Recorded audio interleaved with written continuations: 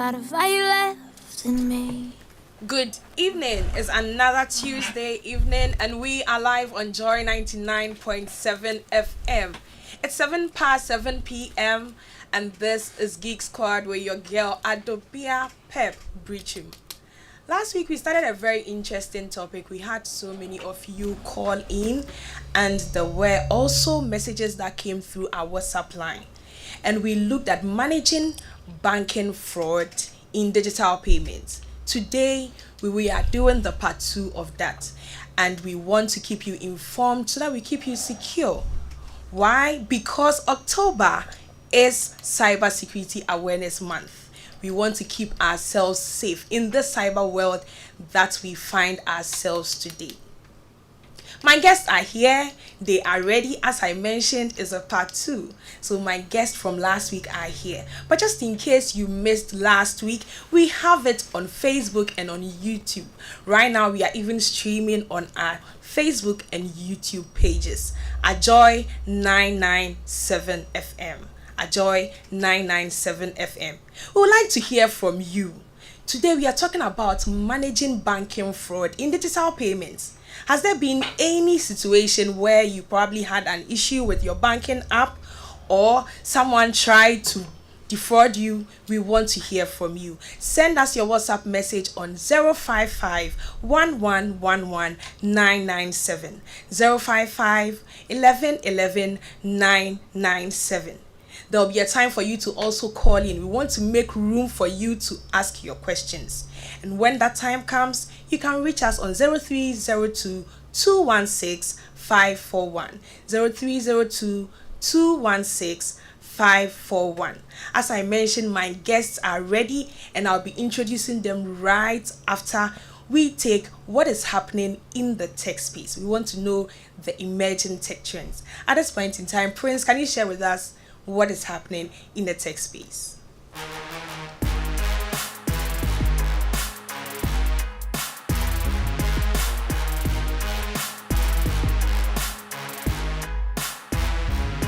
Hi, my name is Prince Safo, and this is the Emerging Tech Trends on Geek Squad. So the first news, Adobia, Meta is planning to start charging users for ad-free Instagram and Facebook. And then the second news trend we have is that Vodafone's free mobile money transfer to other network ends today. And then Google Podcast is going away in 2024. The last news that we have is that Apple released their iPhone 15 not long ago. Now people are complaining. So there are analysts that are saying that the iPhone 15 Pro has some overheating problems, but Apple is saying that, you know what, don't worry about that. It doesn't affect the performance of the iPhone. So yes, so in the first news, Meta is planning on starting to charge people about $14 so that I don't see ads on Instagram and Facebook and what have you. So but they are starting with EU countries. So that's what they are doing. Now, Vodafone has been giving free transfer for all networks for some time now. Now they are saying that because of some challenges, they'll have to start charging transfer from Vodafone network to other networks. But transfer from Vodafone to Vodafone is still free. Now, Google Podcasts, people usually do podcasts or even put their podcast on Google Podcasts. Now, Google is saying that this is going away. They will rather try to explore podcasts using YouTube Music. So that's the next thing. Now, iPhone 15. People love iPhone in this country. And I mean, there's heating problems with the phone. But Apple is assuring everyone that, you know what, it's not going to affect the performance. And they are actually trying to fix this thing. So if you've heard of this, just relax. Thank you. That's all in the tech trends for this week.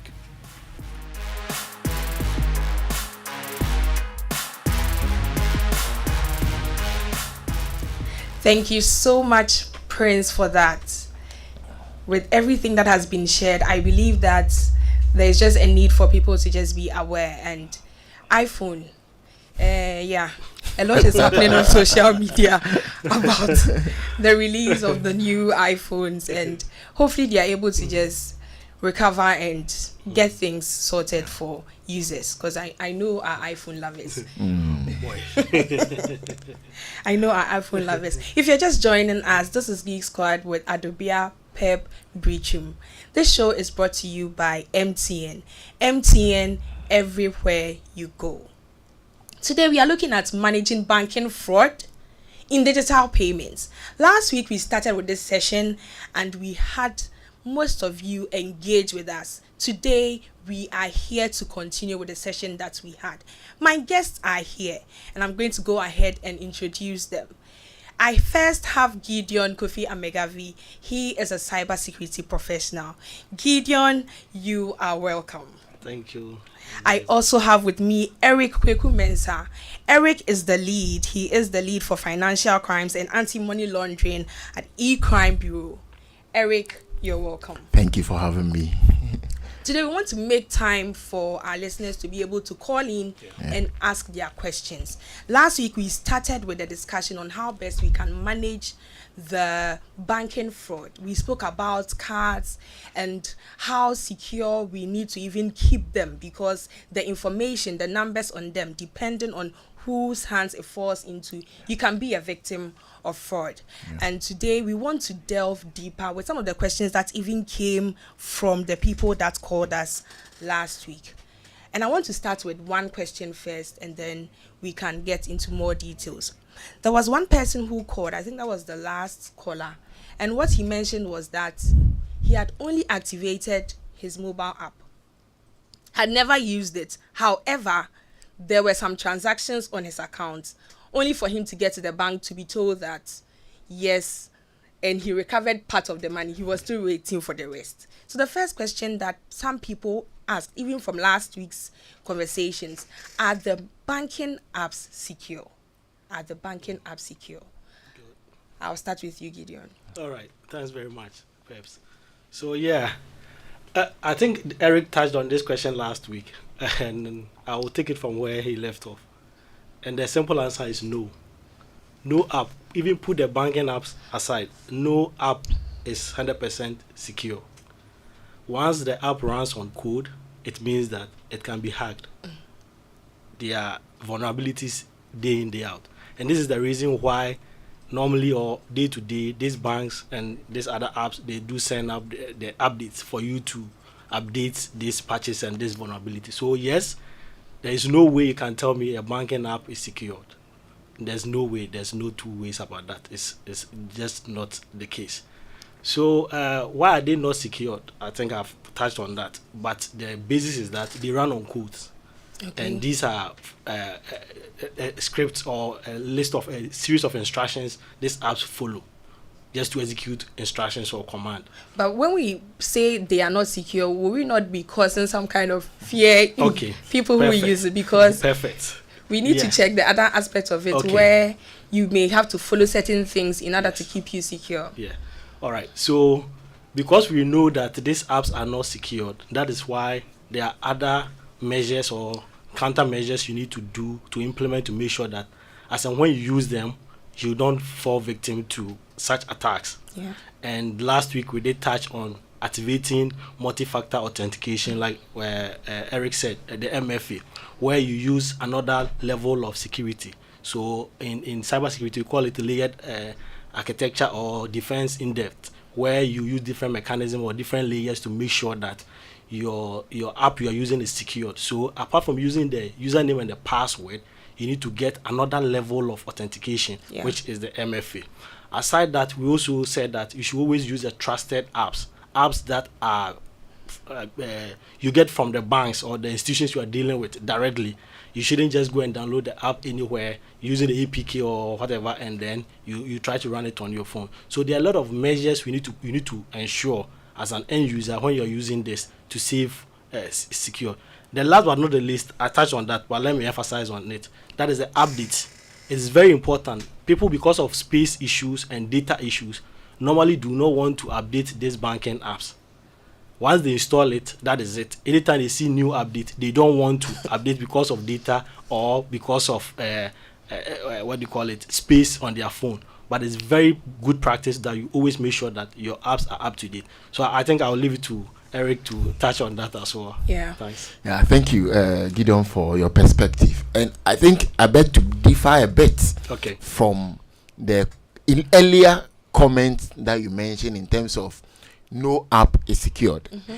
You see, my side of, or my perspective on it is that a lot of institutions have put in, a lot of resources to develop the app. Yes. And of course, even countrywide, we are trying to promote financial inclusion. Yes, I get the point that you want to make in terms of there's apps not being secured, in the sense that security cannot be 100% guaranteed. However, I think that there are some institutions also within the country that are putting some best practices in place. Yes. Yeah. Of course, there are some of them that, of course, you realize that their security posture is extremely low, or their maturity in terms of security is extremely low.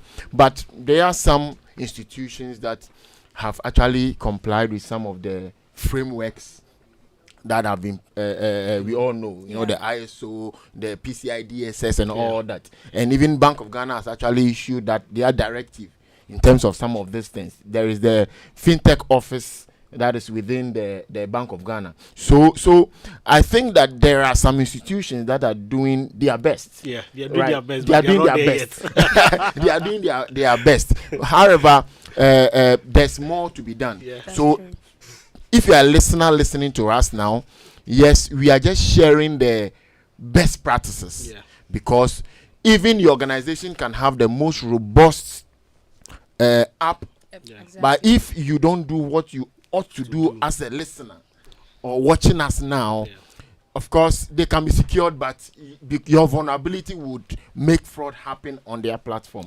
So I think this is just the bit of perspective I want to put you, so that you don't take Gideon out of context. I get you. And I get where he's trying to come from. I understand. It cannot be 100%. Yes. Yes. Yeah. Exactly. I mean, for my role as a quality assurance engineer, one of the things that I do as an engineer is to check and test applications before they come out. That's why I was saying, if we just put it out there that applications are not 100% secure, then it will be like, I mean, what is my role now? So yes, we do get it that there are times that there may be some vulnerabilities, and there is a need for us to also do the due diligence when it comes to us as users. And we'll be getting into more details from this, because if you don't do the due diligence as a user, then by all means you can find yourself as a victim to what we are talking about.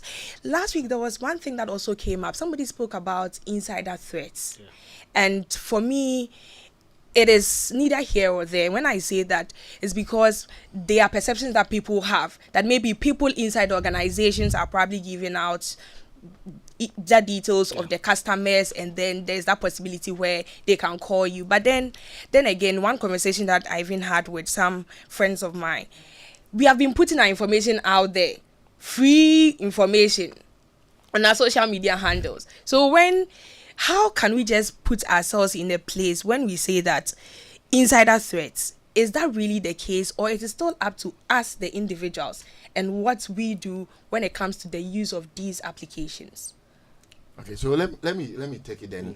My colleague will just add up. I think last week we started a conversation, and of course those who are listening that were not on last week's show, let me just give them the benefit of the doubt by going and classifying the insider threats categories, right? So there is the malicious insider. That means this insider or this employee of the organization has bad intent, and he will chance upon any opportunity and commit a crime or fraud.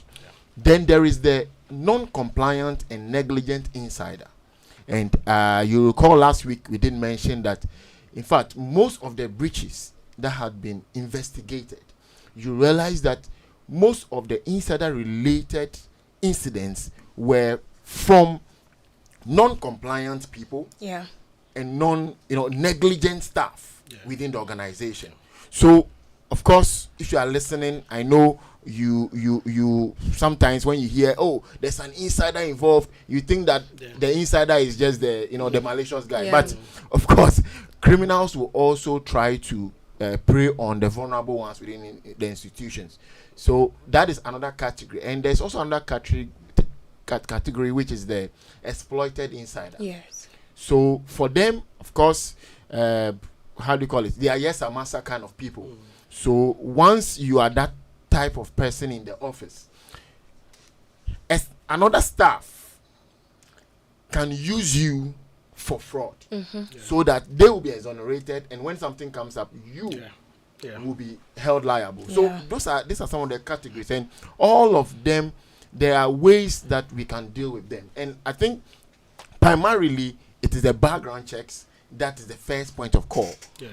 If you are employing somebody, I'm sure your listeners, they are managers and HR related people who are on call. So they should be able to do proper background checks on their staff. Yeah. And also one of the key things is to be able to do some kind of mystery shopping or snap checks on the staff. Yeah. So that even if there is a negligent person in your institution, the snap check or the assessment that you do on this person would give that person up early, so that will be dealt with before even a fraudster comes to use that person for fraud. So I think with this and other measures like monitoring and the rest, you'll be able to mitigate some of the insider threat issues that we faced over time.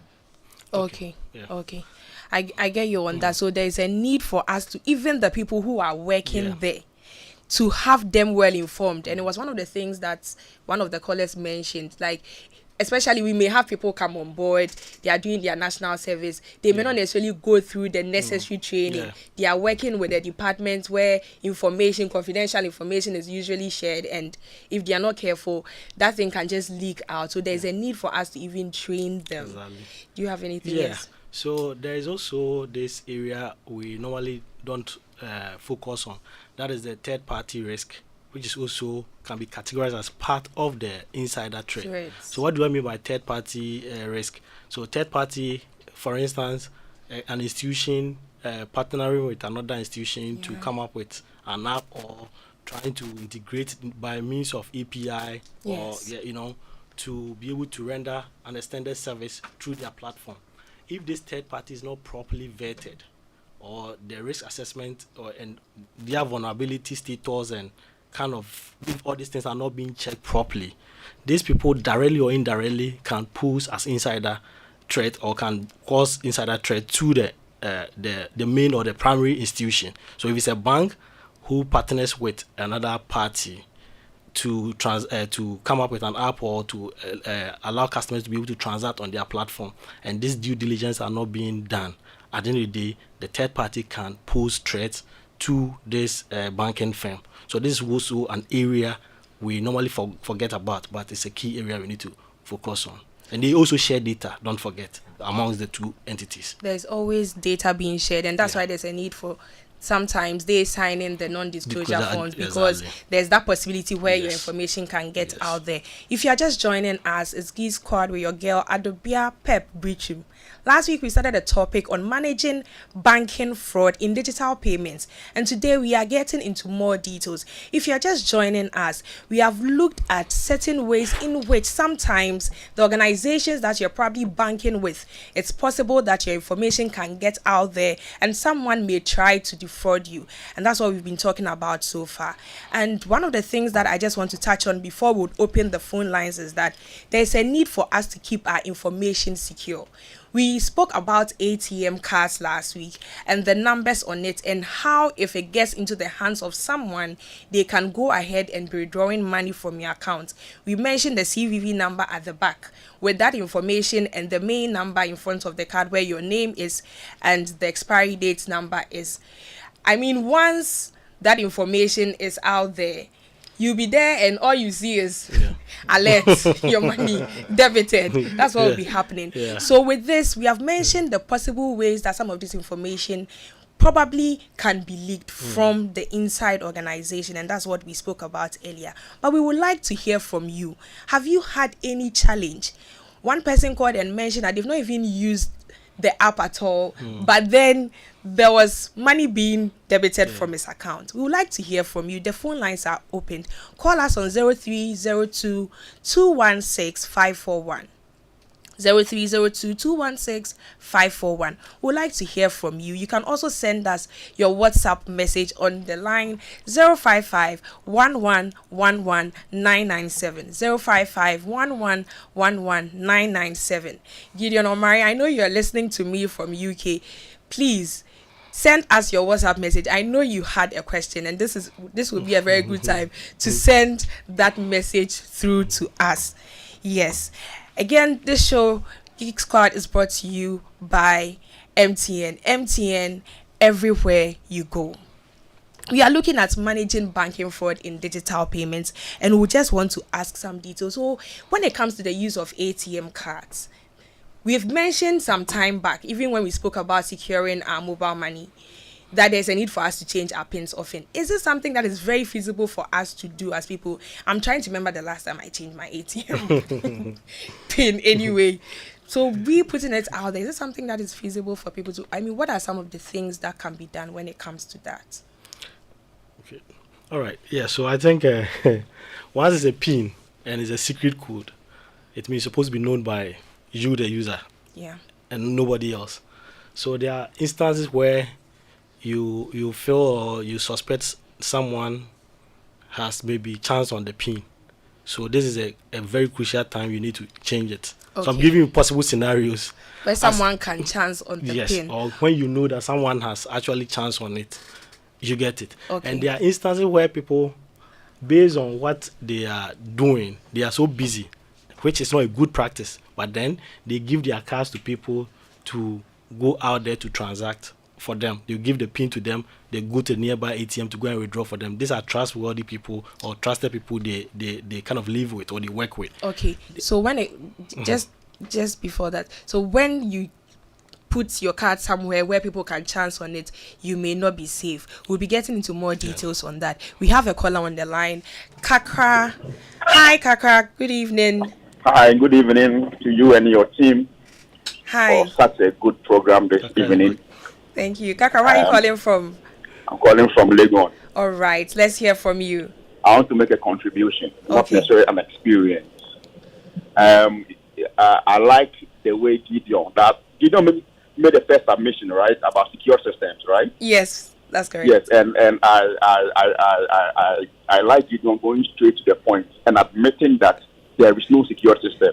I know the other guy. Sorry, I don't have the name. Eric. I've forgotten the name. Eric. I don't know which institution you consult for, but you see, these are the hard truths we find ourselves in telling these our managers and the business owners. There is no secure system, and Gideon went straight to the point. But Eric came trying to garnish it and all that. Forget about the PCI, whatever, the iOS, ISOs. These are codes they'll go through and tell you that, oh, your codes are fine. But the fact that they've not identified a vulnerability in your system doesn't mean that you have a secure system. There is no secured system. I agree with Gideon 100%. There is no secured system. The vulnerability is yet to be found. Why are they then sending updates? Because they themselves do pen tests and they know that, yes, there is a loophole and you have to send updates. And mind you, not all updates that set security back. So please, Gideon, I 100%. You know, the business people, they don't want to hear this. The IT guys don't want to even talk about how unsecured a system is. As for the regulatory, BOG and Eric all talking about that, those are books.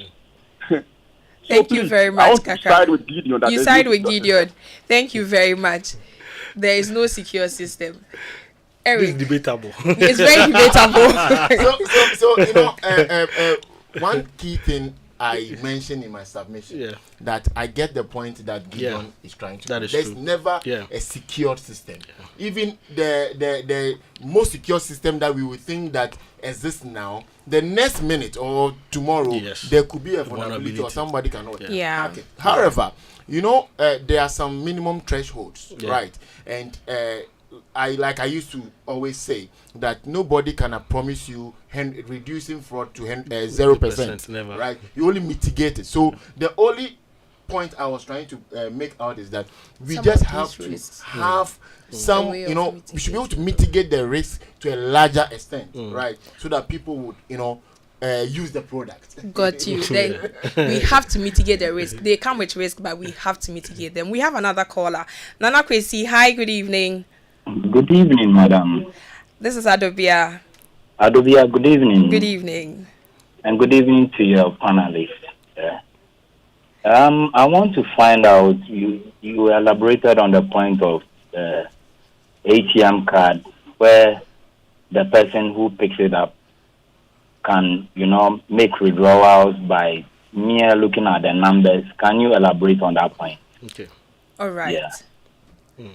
When it comes to the use of our ATM cards, the thing is that they are debit cards in Ghana. And when we say debit cards and you have this linked to your account, what it means is that with the number on the ATM card, that's about the 12 or 14, 15 to yeah, 16, the digits there. That number, the expiry date, your name, and then the back of the ATM card where we have the CVV number. Once someone has this information, all they have to do is to go online. Any shopping site online, they enter these details. I tell you, they will be able to withdraw money from your account. Yeah. And so one of the ways we'll be getting into how we can keep ourselves secure, but the cards, I think Gideon was touching on that. You don't just give them to anyone. You don't just place them anywhere, because once someone gets a hold of it, you may find yourself wanting. So I hope that answers your question.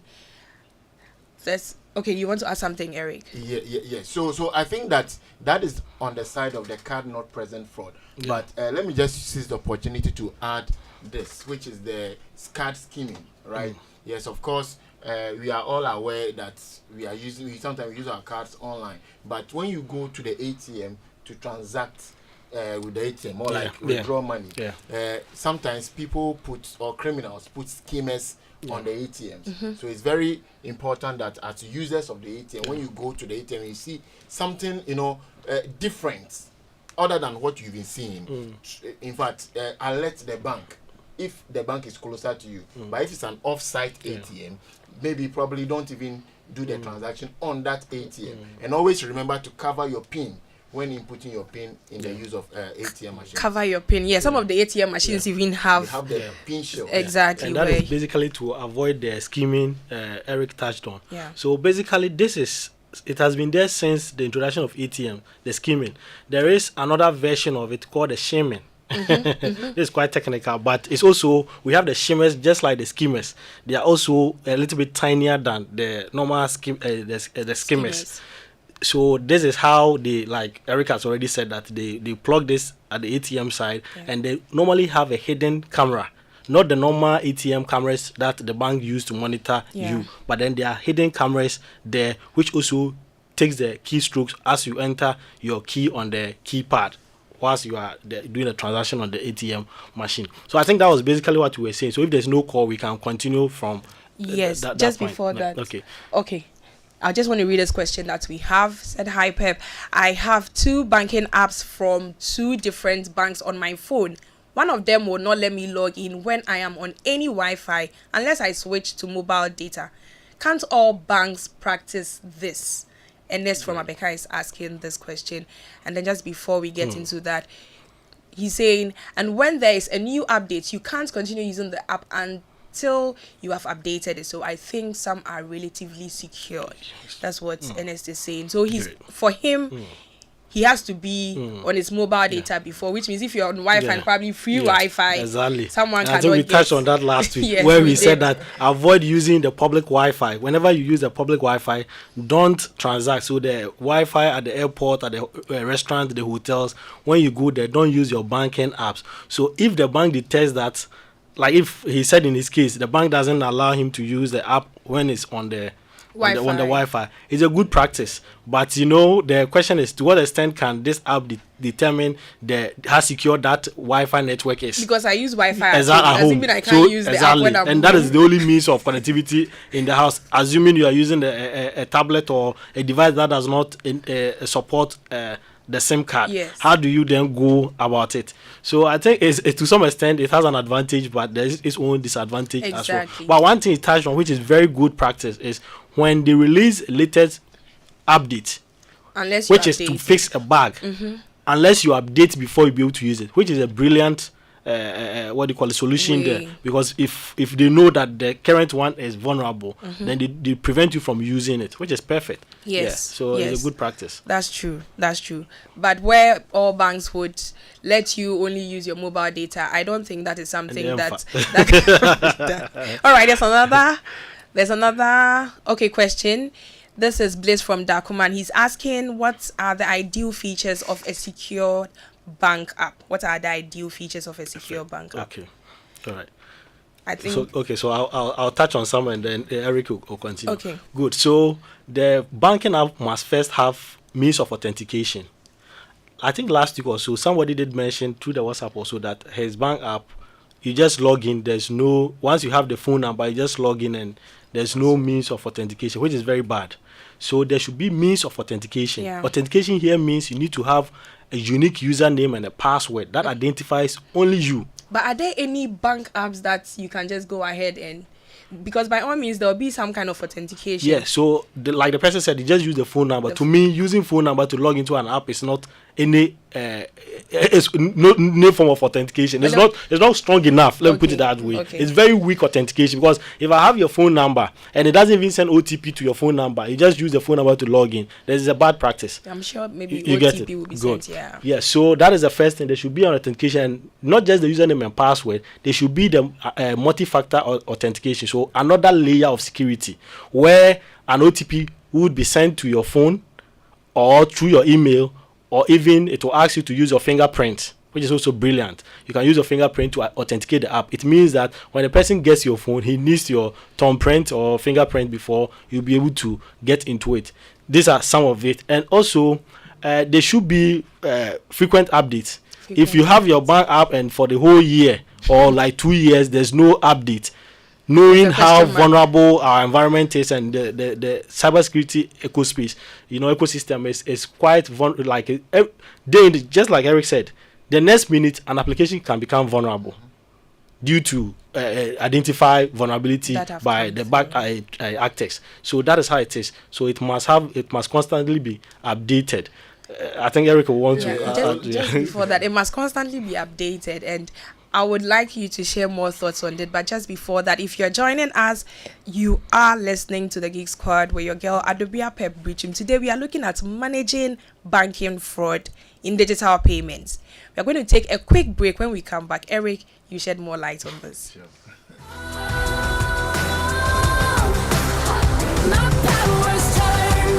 Joy 99.7 FM.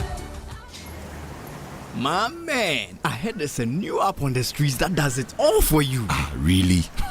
How is that possible? Charlie, I also could not believe it too. But I downloaded the app and I'm telling you, I was able to chat with my friends, make video calls and... Well, we know of many apps that can do that. Oh, let me finish, la. I was also able to listen to the latest songs, play games and read the latest sports news. For real? Yeah, and I can send and receive money from the app. Amazing, no? What's the name of this app? It's called Ayoba. Ayoba? Yeah, Ayoba. Get Ayoba, your all-in-one app that lets you chat, call, share, play, pay, and listen to music all in one app for everyone. Enjoy Ayoba with MTN and download the Ayoba app today. Everywhere you go. Keep this frequency clear. 99.7. Joy 99.7 FM. My fight song. Take back my life song. Prove I'm alright song. My power's turned off. If you're just joining us, it's Geek Squad with Adobia Pep Biritwum. Today we are looking at managing banking fraud in digital payments. Now, before we continue our conversation, what we want to share with you, from MTN. Ready to treat your callers to good tunes while you win incredible rewards? Earn points by purchasing, renewing, copying, or gifting your favorite caller tunes, and you can win amazing prizes based on your total accumulated points. Yep. Build as many points as possible and you can win tons of data to stay connected to things you love, or you can win an amazing 10,000 Ghana cedis cash prize to splash on your fave things. It's the perfect way to entertain your callers with music and get rewarded at the same time. Start collecting your caller tunes points today. Visit colortunes.mtn.com.gh. Caller Tunes is CALLERTUNEZ. Or you can just dial *1355# to get started on the MTN Caller Tunes service. This promo lasts till 7th November 2023. Terms and conditions apply. We're looking at managing the banking fraud when it comes to digital payments. And Eric, you had some point to share on that. Yes. So I think those who are not following, or those who forgot the question, basically Gideon was touching on some of the ideal security features that you should expect from a banking app. Yes. Right. So he mentioned a few of them. I just want to mention another one, right? So before I mention that other one, he did mention multi-factor authentications and the rest. Now, there are levels of identification, right? And there's a concept that is who a person is, or what a person is, what a person knows, or what a person has, right? So what a person has basically is a physical device. So for example, if you want to authenticate me for any login or entering this office, I can have a card, I can have a token with me, physical, and then when I show it to the door, it opens, right? So that's a way of logging in. Then what a person knows generally is more of your pins, your passwords, right? Things that you can memorize. Then the third level is what a person is, which is the biometrics, right? So basically, if for example, if you are a bank listening, or you are security manager listening, ensure that you marry these levels of authentication. Oftentimes, like the mobile app like this, they marry what a person knows and what a person is. Right? Yeah. So you could put in your PIN, then after that you add your biometrics to it. That also enhances the authentication mechanism. So the last bit that I wanted to add is that for some apps, and I know some banks in Ghana have this, where when you download the app is tied to your phone number and tied to your phone itself. Yes. Yeah. Yes, right. that's so true. It's tied to your phone itself. When I lost my phone, I had to go through a tough time trying to put it on another phone. Yes. Yeah. So that is a mechanism to also, ensure that these apps are not misused, or they are not fraud doesn't really occur on customers' accounts by the use of the apps. Yeah. So I just sort of adding this, so at least it complements what my brother mentioned earlier. And I think the last part you touched on is really good, because normally it prevents you from using this app on multiple devices. Yes. So exactly. it makes it difficult for someone else to share to also have your credentials and be using those details. We have a message, and okay, the person doesn't mention their name, but he's saying, for another layer of security, certain payment gateways now require the one-time passwords after adding card details before payment goes through when shopping online. Perfect. Great work, Geeks. Thank you so much for sharing that. Yes, because with the one-time password, at least it's sent to your phone. If that online transaction is not close to the phone that is being used, then you are just blocked there. You can't continue and do that. That's good. Okay. There's also another message. Says, hi, this is Steve Kweku Amwatim from Tema Community 5, listening live. Charlie, I always type my Momo pin in place of the transaction description. I at no, you don't do that. Please, you don't do that. When it comes to transaction description. It is usually the reference. So, for example, if you're sending school fees, the description will be example school fees. Your PIN, you don't put it there because I'm someone who is trying to defraud you. When I see the number, I will just try it and see. So please don't, at any point in time, please, if you're listening to me, at any point in time, when you're sending any form of money to anyone using any of these digital platforms, try as much as possible not to expose your PIN.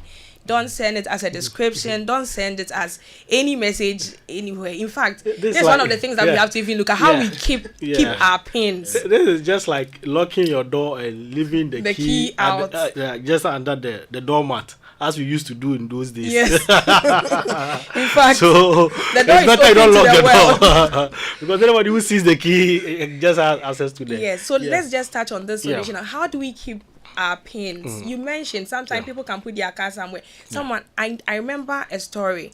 The card for one friend of mine, he wasn't feeling well. He asked someone to go withdraw money, and unfortunately for him, he wrote the number behind the card. The person went to withdraw the money, brought it, but later on, another person got hold of the card. He just saw alert 200 Ghana withdraw, 200 Ghana withdraw. Before he was even fortunate to subscribe to the alert to see it. Exactly. By the time he got to the bank, unfortunately, his money was gone. They couldn't find the person. So how safe can we keep our pins? Good. Do we have to just memorize it? Can we keep them online?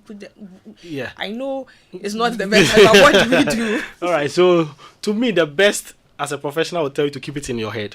Yes. That is the best way, And aside even the keeping it itself, normally people don't struggle. I don't know, but I think people don't struggle keeping the pin, but rather the frequency of changing it or how to come up with the pin is the issue. True. So last week we did mention that people even use the year of birth. Yeah. You get it. And when it comes to even passwords, it's even worse off because people use simple things that they are known with, they can be identified with. For instance, their nicknames, their the date of birth, their pet name, and some jargons they are used to.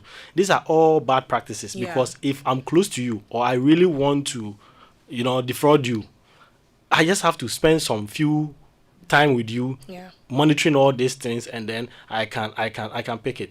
And I also mentioned that don't use the same pin to unlock your phone as your ATM pin. Yeah. The same pin like you used to unlock the 4 digits or whatever digit used to unlock your phone. Or don't use one pin for across board. Multiple things. I'm just being specific because I know people do that a lot. The same 4 digits they used to unlock their phone is the same 4 digits they use as their ATM code. Where it requires 6, he has zeros ahead of it or zeros after. At the back. You see? So it's a bad practice. So, but in short, we just have to. We've always been saying this on the show. The due diligence is the key thing. The human factor. Yeah. When it comes to security, the human element is the weakest link in the whole chain. True. So if we said it, if the bank app is even secured enough to protect you, you can still be vulnerable if you yourself you are not very vigilant. That's and you do certain things without your due diligence. So it's difficult to say it, but these are how people are doing it. The best way is to keep it in your head. Try as much as possible not to have one pin running across board. We are still talking about managing banking fraud when it comes to digital payments. This is Geek Squad with Adobe Pep Biritwum. We want to hear from you. You can call us on 0302 216 541. We have gotten a message. I'm just going to go ahead and read. I said, "Hi, Pep. Another way to mitigate fraud is to ensure you receive timely notifications." I think we have touched on this on your phone through your bank during your banking transactions. In this way, if there's a fraudulent transaction, you'll be able to get through to your bank before the recipient is debited. This is AQ from Accra. Yes. Once you have the alerts system in place, at least you get your SMS, email notification, whatever way you are notified. Once you have that in place, at least you see what is happening. Like I said, this person I spoke about, they saw the alerts coming through and they just hurried off to the bank. And fortunately for him, they were able to stop it, but then the person could not be found. This is Ghana. Yeah. And also, maybe before Eric comes in, we did mention last week that, just to maybe repeat ourselves, that normally opt for the virtual card. So we have the digital virtual cards where you can generate the same card, physical debit card, but in a virtual way. Some banks provide that service. Then we also have another type of this virtual cards where it's one-time use for one-time usage. So anytime you want to purchase something, you're able to generate this card, use it for that transaction. Afterwards, it dies off. Nobody gets yes, to that use is it. All So right. wherever your bank, if your bank provides such services, then that is the best thing to opt in for or go in for. Yeah. Also, another practice is to limit the cap on your transactions. So assuming somebody chances on the ATM card and you have a limit of maybe 50 cedis transaction on it, then it means that the person cannot withdraw beyond that figure. Okay, so there's a need for us to limit the transactions, possibly use virtual cards and then prepaid cards. We have another caller. Hello, good evening, Ken. Hi, good evening. Hi, good evening, All right. Ken. Yeah, so Please, why are you I've calling been listening from? to the program, and I think it's a very good exercise. A lot of people are quite vulnerable when it comes to banking fraud. People tend to belittle the capabilities of the persons that are close to them. Yeah.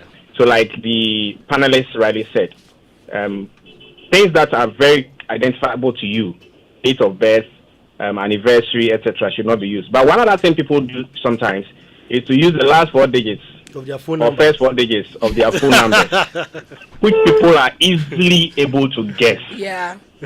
And I have had a couple of frauds that we've investigated.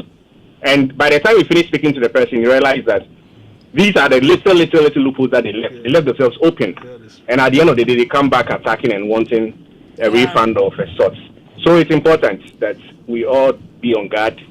First 4 digits, last 4 digits, anything that can easily be guessed by a fraudster, I think we need to guard against it. In fact, people would think that you can lock your phone. Now, if it is about mobile money, I can just remove your SIM card and put it on another phone. That's so true. So that unlock thing is broken. That security feature is broken. It's now left with the PIN, which if it's something that is very much common to guess, easy to guess, I mean, you are left open. So it's important to take note of. Thank you so much, Thank you. Ken. Thank you so much, Ken. There was something that came through last week. What Ken has touched on is very good. The numbers that we use, so that we don't fall prey to them. There was something about contactless card. I would like us to touch on it. But before that, we just want to take the tech quick fixes. Okay.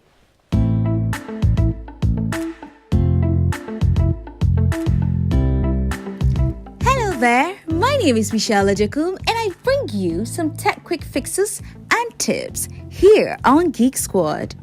Did you know that you can avoid phishing attacks in this digital world of ours?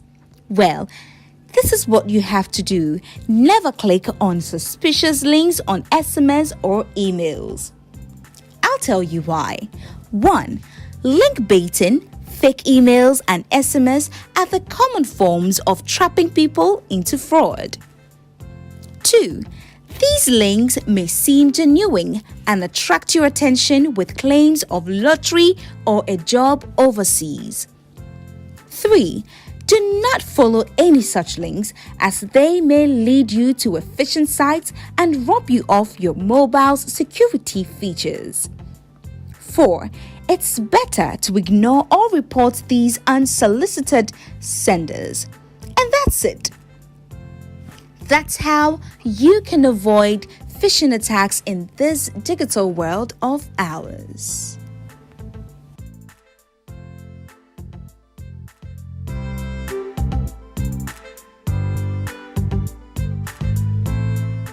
Welcome back to Geek Squad with Adobia Pep Biritwum. All too soon, our time is almost coming up to an end. Oh, how I wish, but we would have to end it today. I believe that a lot of information has gone out there. As I said, I want us to touch on the contactless card. It came through last week. How secure are they?